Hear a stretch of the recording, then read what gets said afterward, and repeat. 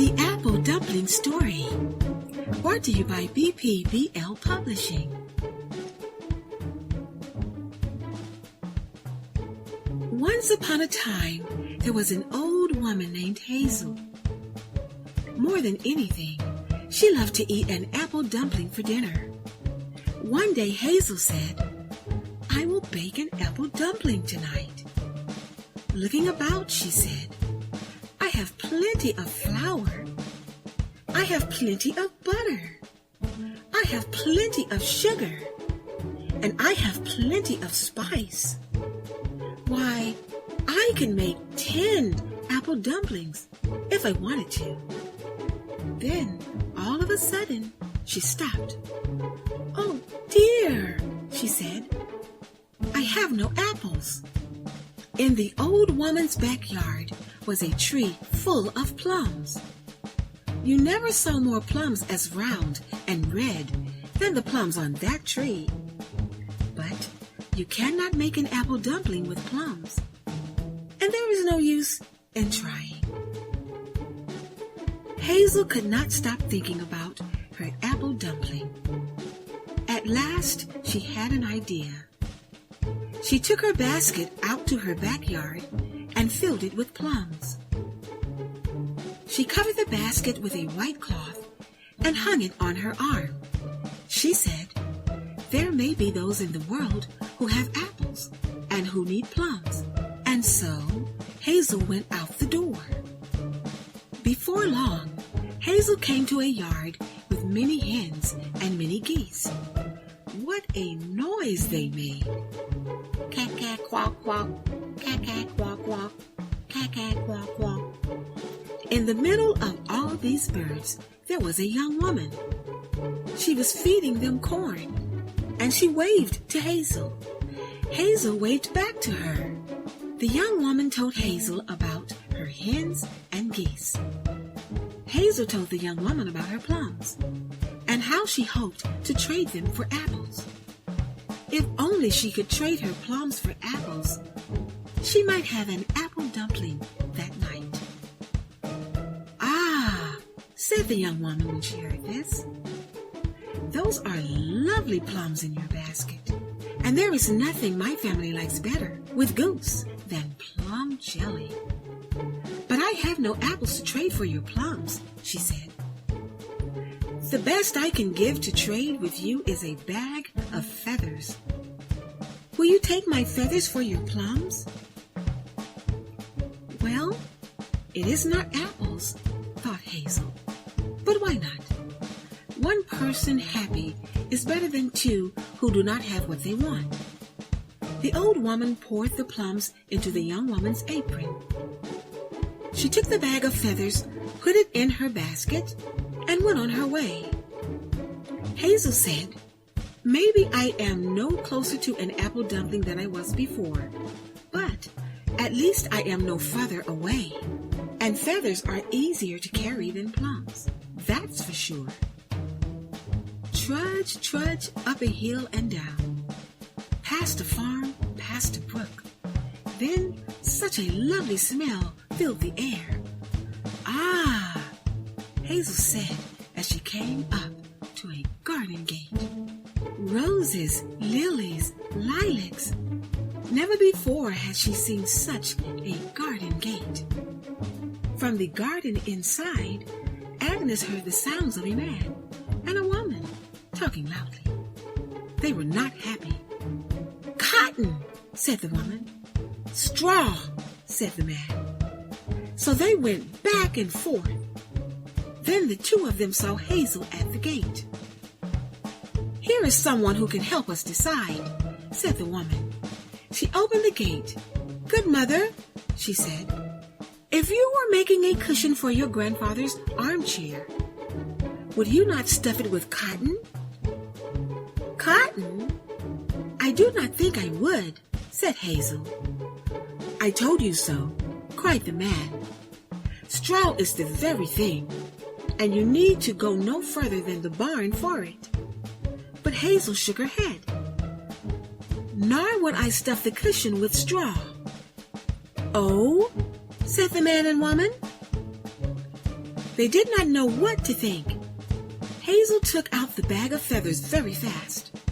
"I have something better," she said. "Here.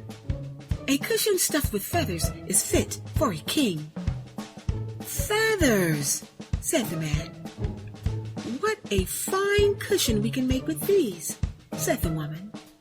They were very happy and asked what they could give the old woman in return. "If you must know, apples would be just the thing," said Hazel. "That is what I am looking for." "Ah, we have no apples," said the man. "At least, let us give you something for the feathers," said the woman. The man and woman cut one flower here and another there. Soon there were more lovely flowers than their arms could hold. Never was there a sweeter bunch of flowers. They handed the armful of flowers to Hazel. "A good bargain," said Hazel, and not all of it in the basket, for she was glad that the two young people were now happy with each other. She wished them both well and went on her way.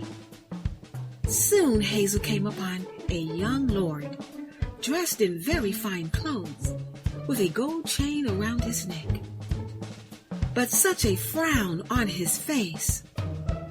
He looked as if he had no friend left in the whole wide world. "Fair day, good road," said he. "Maybe for you, but for me, the court jeweler did not finish the ring I gave him to make.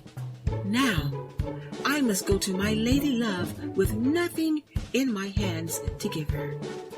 "Is that what is the matter?" said the old woman. "Then you shall have a gift for your lady." Hazel handed the flowers from her basket to the young lord. "Though I may never have an apple dumpling." The flowers made the lord so glad that he smiled from ear to ear. The young lord said, "A fair trade is no robbery."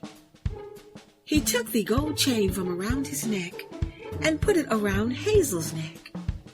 The young lord skipped away, holding the flowers to his chest. "A gold chain," cried Hazel. "With this, I can buy all the apples in the king's market and have coins left to spare." She hurried to town as fast as her feet could go.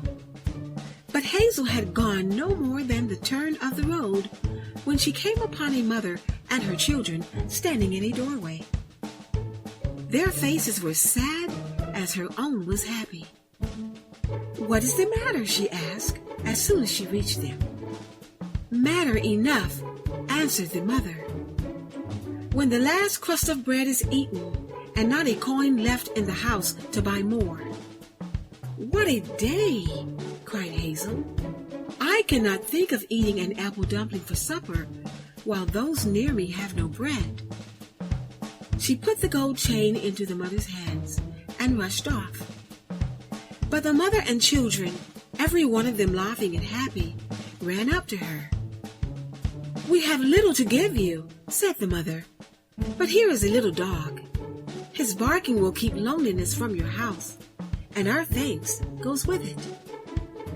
The old woman did not have the heart to tell them no, so into the basket went the little dog, and very snugly he lay there.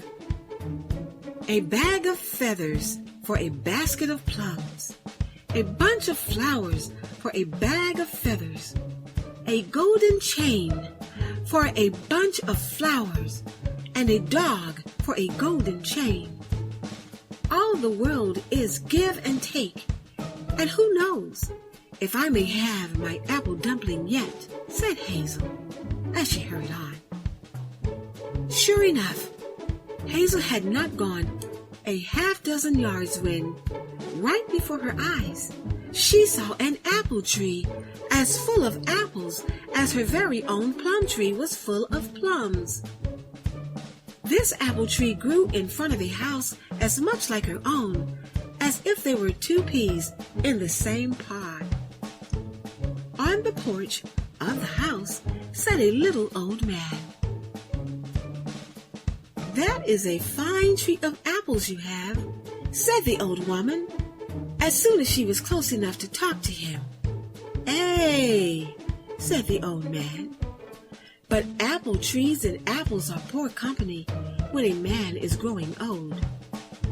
I would give them all if I had even so much as a little dog to bark on my doorstep."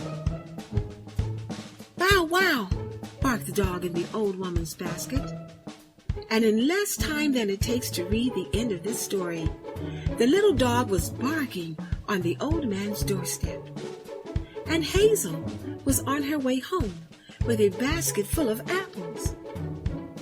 "If you try long enough and hard enough, you can always have an apple dumpling for supper," said Hazel. That night, she baked herself a delicious apple dumpling and ate it down to the very last crumb.